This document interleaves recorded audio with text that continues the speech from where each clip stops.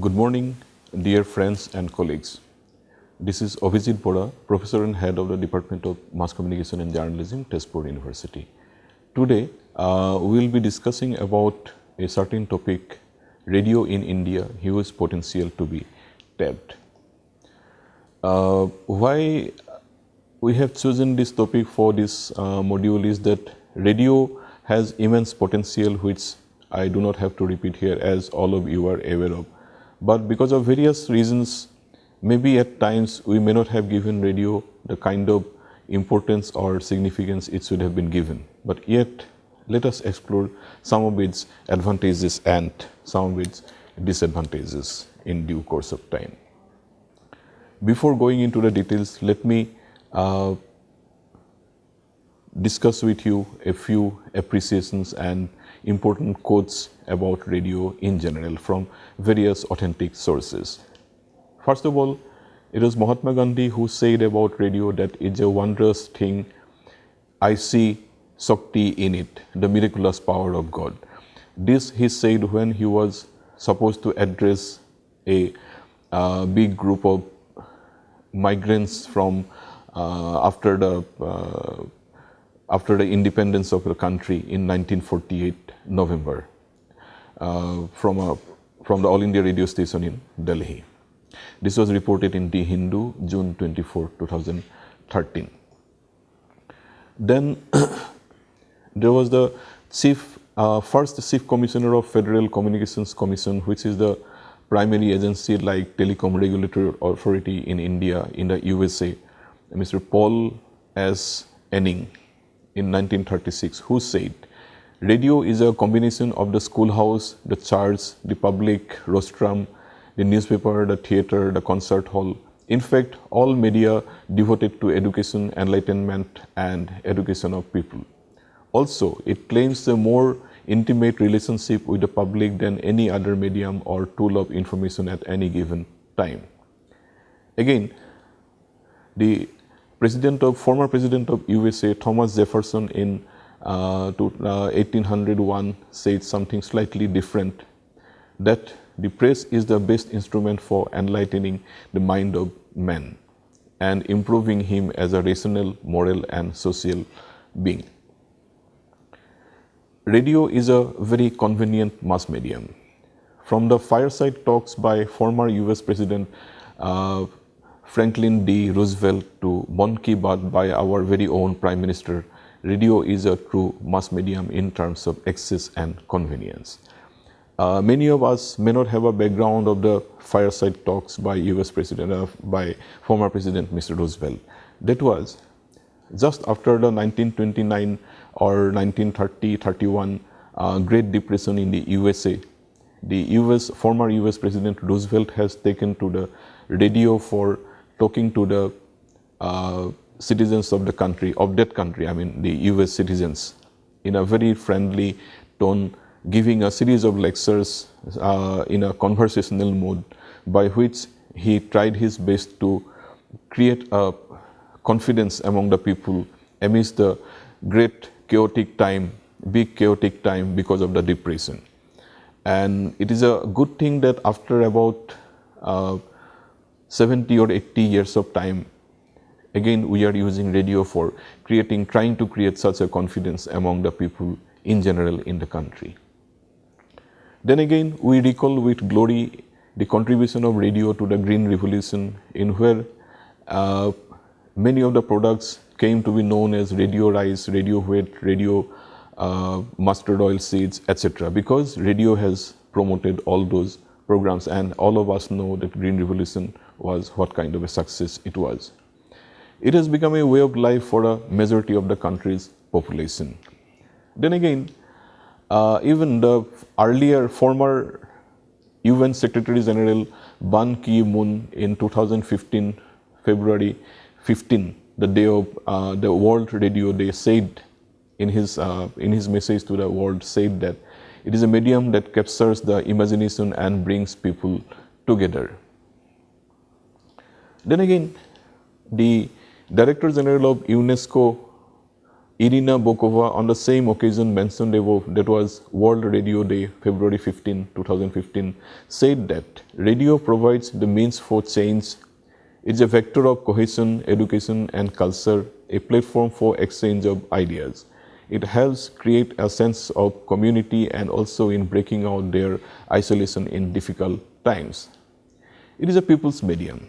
It is a medium that has much access and basis, very much a people's medium.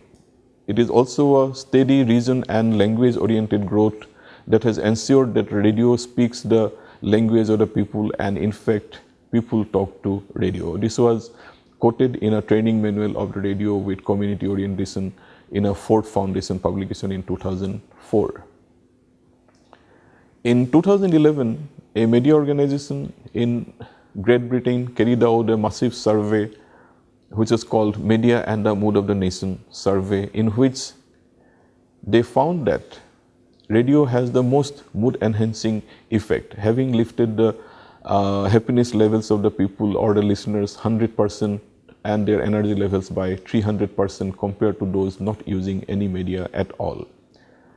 The survey also says that radio has been chosen as the lifestyle support system to help people feel better as they go about their daily lives.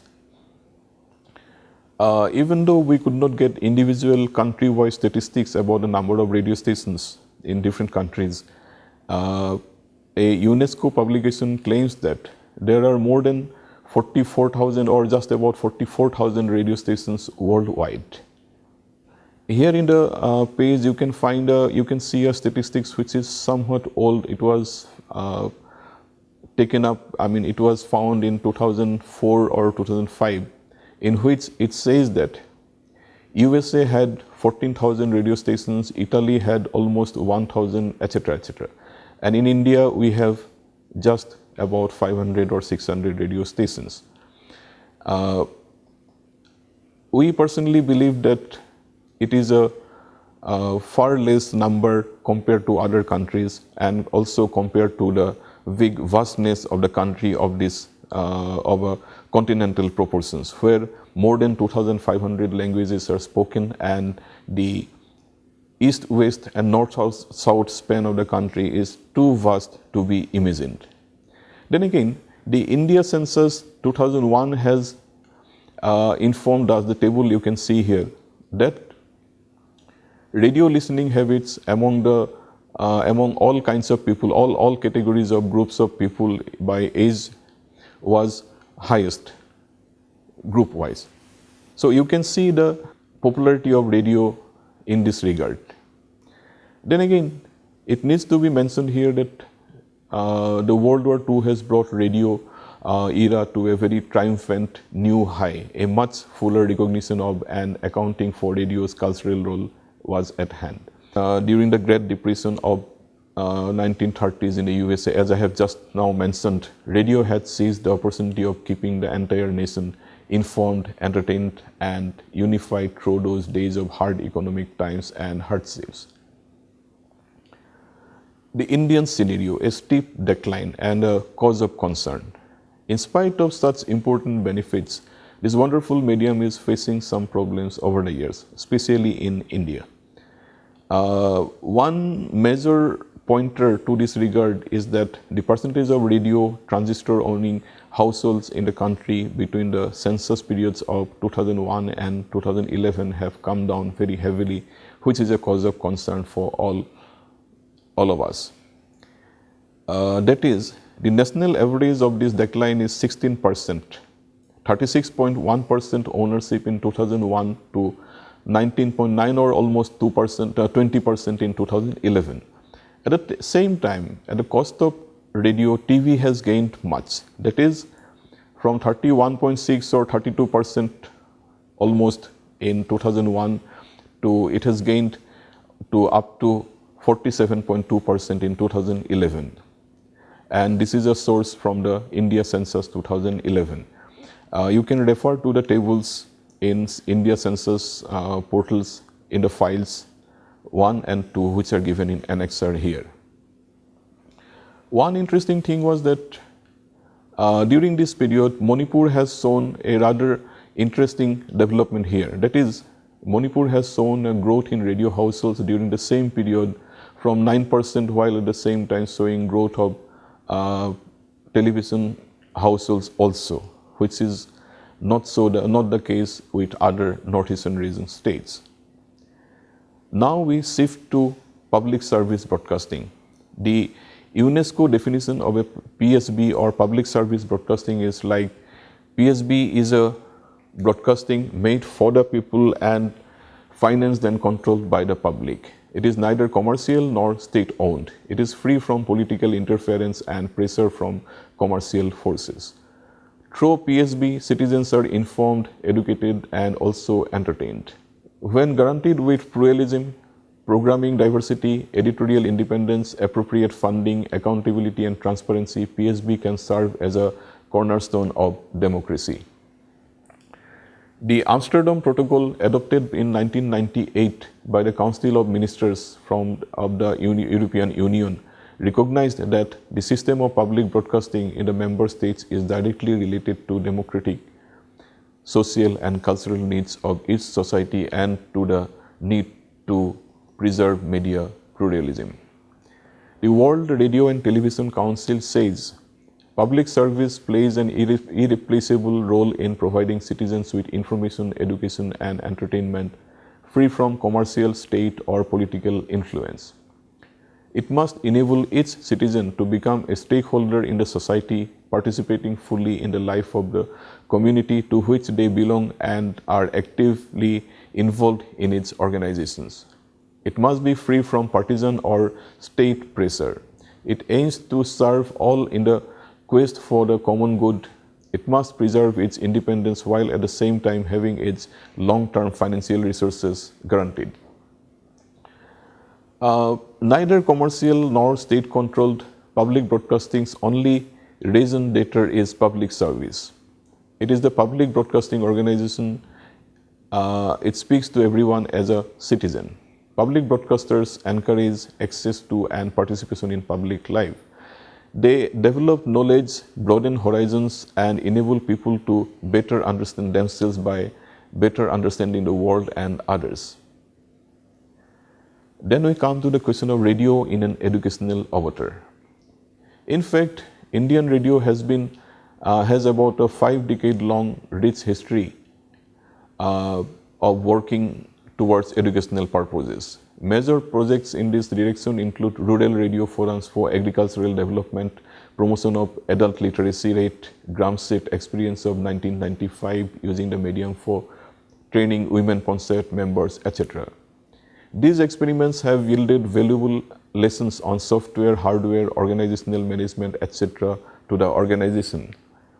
In this direction, another significant development has been strongly making its presence felt since the last few years. Radio for local broadcasting. Media critic and veteran journalist Amit Desai, in his book, strongly opines that a key attention requirement for the country is to go for local broadcasting, reflecting issues of concern for the community. He also stressed upon advocacy and provision for training NGOs and communities for using the medium towards such a goal, as only a few of them are practicing at present in different parts of the country. The FM revolution was also a much talked about one, which had with an aim of creating about 1,000 FM radio stations in the private sector. Things are going on, but the actual goals are yet to be achieved yet. Then we come to the question of community radio. Following the landmark 1995 Supreme Court of India's verdict that airwaves are public property, no authority has exclusive ownership of it, the Ministry of Information and Broadcasting came out with community radio policy in 2002. But even today, the number of community radio stations has not crossed more than 250 or at the most 300. Till the end of 2016, it was only 200, and with a number of about 2,500 to 2,000 applications. Yet, considering the importance and potential benefit of this form of radio and the time frame, this is really a minuscule number to feel comfortable by any means. In Assam, we are having only 4 operational community radios, out of which 2 belong to the universities and 2 to different non-governmental organizations. In this regard, the Mohaveli community radio model can be adopted as a role model for all community radio stations. The Mohaveli community radio was established in either 1981 or 82 when a person who was a communication expert was on a visit to Sri Lanka and found that lot of people, thousands of people were uprooted from their homes because of construction of a power station, proposed construction of a power station by the river Mohaveli in Sri Lanka. Then this person felt that why can't I do something for these people to be rehabilitated? And he has come out with a concept of the community radio station, by which he, as well as with the Sri Lanka Radio Corporation, they tried to guide the people and guide and advise the people about how to rehabilitate and how to settle down to a new life. And this was a big success, and that is why even many other community radio stations take it as a role model for their own community radio stations. This is interesting to note that Sam Pitroda, who led the National Knowledge Commission, has opined that about 5,000 community radio stations would be ideal for our country for achieving local level decentralized growth of development. But however, if not 5,000, at least 1,000 community radio stations would have been an ideal situation by now, but which hasn't happened yet. That too with a lot of imbalances, such as a few states have more than 20 community radios to their lot, whereas many of the states doesn't even have one, and others with just 1 or 2. It is important to look also at why such a decline is coming. There is a lack of interest in opening up the medium for private participation or even community participation, may be one of the factors. And only recently, it is a welcome step that community radios and FM stations are also being allowed to independently serve news, broadcast news for the people or their audiences. There was another negative development some time back, that was in 2013, when the CNN-IBN, the Hindu election tracker survey, found that only 12% Indian voters actually accessed radio for news, whereas the same for TV stands stood at a high of 42%. It was published in the Hindu's 2013, one of the 2013 editions. The study was conducted with 20,000 respondents across 267 constituencies in 18 states of the country. It was done in collaboration with the Center for Study of Developing Societies, Delhi. Also, the training manual for radio and community orientation, the Ford Foundation publication which we have referred to just now earlier, says that the medium has lagged in harnessing new technologies and adapting itself to the changing environment of an emerging information society, for which it has been facing some of the problems. State initiatives have to be developed for reversing the situation and utilizing the true potential of this medium for the country's development as well as development of the downtrodden people.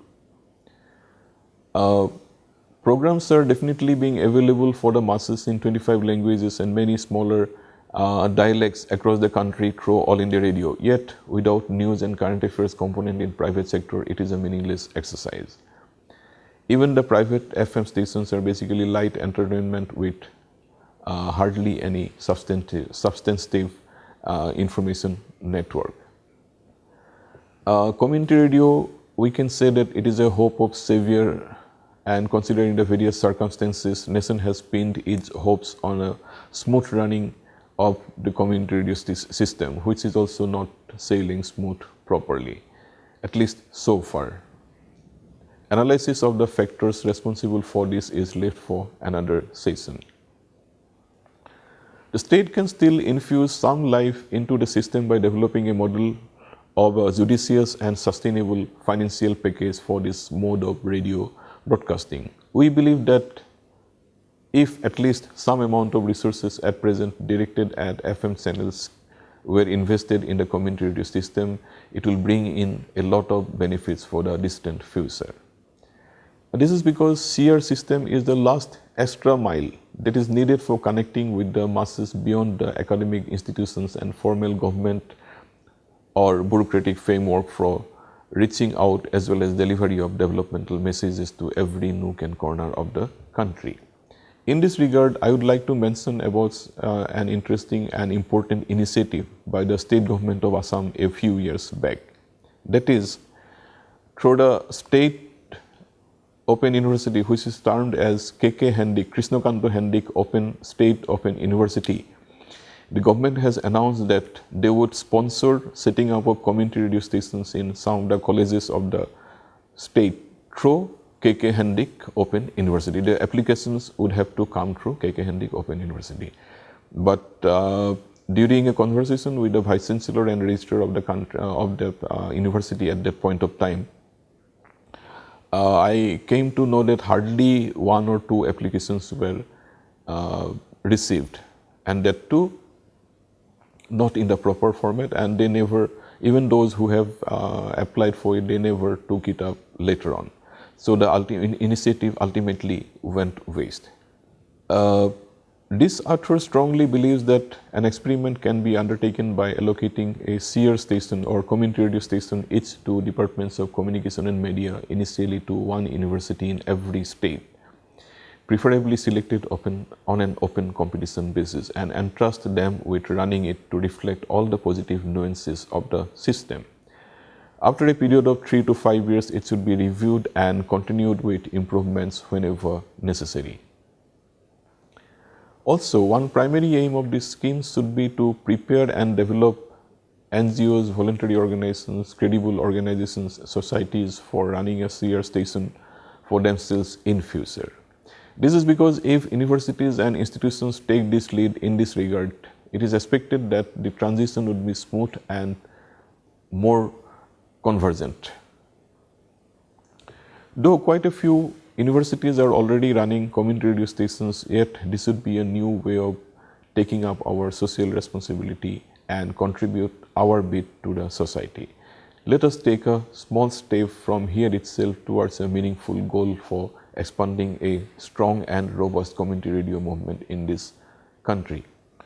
In 2008 and 9, it can be mentioned that the State Health Department of Assam has appointed many ASA workers who were the frontline and grassroots level health workers and who were given one radio set each, so that they could keep in touch and get to know the latest advertisement modules or advertisement messages about health and other sanitary and hygienic issues. Then again, the State Information and Public Relations Department of Assam government has made it a point several years back to install good quality loudspeakers at different points of the towns and villages, so that people can get to listen to radio broadcast of news and other important public service broadcasting endeavors. As we have mentioned just about the India Census 2001, which have for the first time started also taking information about what kind of communication resources people used in their homes. The data reflected that out of 29 states of the country which were accounted for in this regard, 18 had a higher ownership of radio sets than TV sets, a very encouraging development for radio buffs like me. And whereas only 11 states enjoyed more TV ownership than radio ownership in that by the 2001 census. It is notable that by the 2001 census again, Bihar enjoyed an envious position in this regard with 28% households owning radio sets and only 9% households owning TV sets. For West Bengal, the figure was 27 and 7, followed by gaps of at least 20% in favor of rural radio ownership in Jammu and Kashmir, Kerala and Mizoram.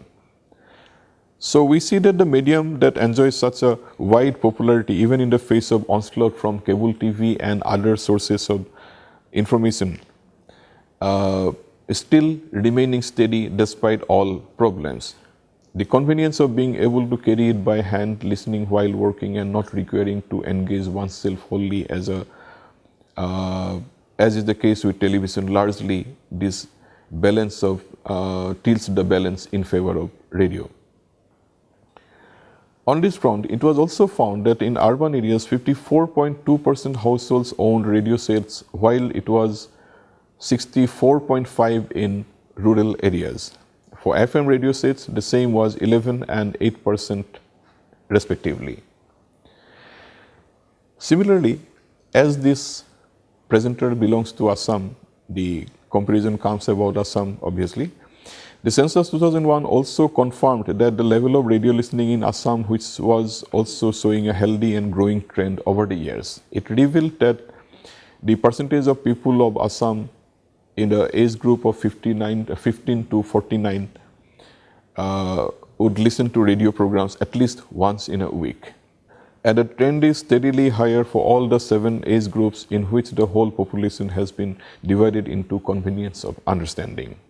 This also points to the fact that listenership of radio programs has been remaining almost steady for all people across all age groups. It is also further inferred that the listeners of radio have been very dedicated to their old medium and are not ready to abandon it for any other medium by any means. Another development I would like to mention here is that in a 2013 article in the popular and highly esteemed journal Biduro, in 2013, one of the issues, Bora has written that the Bihar government has taken up one community radio station to utilize its services for the social development of the state in a big way, and they were trying to make a series of, they were trying to make a network of community radio stations for utilizing their services for the development of the countries or the states socio-cultural as well as socio-political situation in general. Again, it was Professor Amartya Sen, the Nobel laureate, who also said that radio was the voice of the voiceless. Hence, we can say that radio has a great potential in our country, which we are yet to utilize in the proper sense.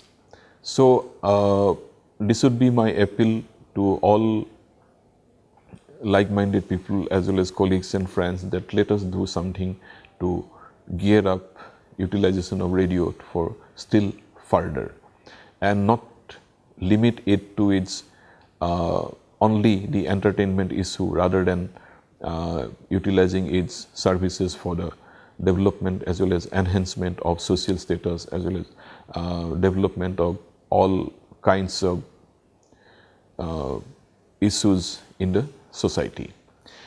Also, I would like to insist that media is an open platform where anything and everything which concerns the society must be deliberated and discussed about, so that positive, negative and good and bad things, everything should come out in the open, and people, the audiences should take its pick from those discussions.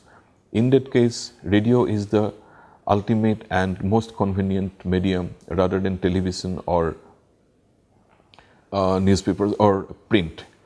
Nowadays, it has become also very convenient because we can use radio or we can listen to radio even in our handheld devices, that is our mobile phones or tablets. So that way, radio has such a huge potential which we need to use for the future, which I am confident would bring about a major change in the lives of the people at the grassroots level. Let us work towards this development.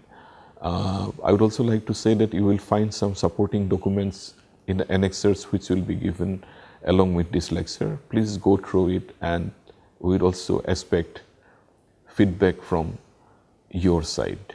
Thank you very much and have a good day.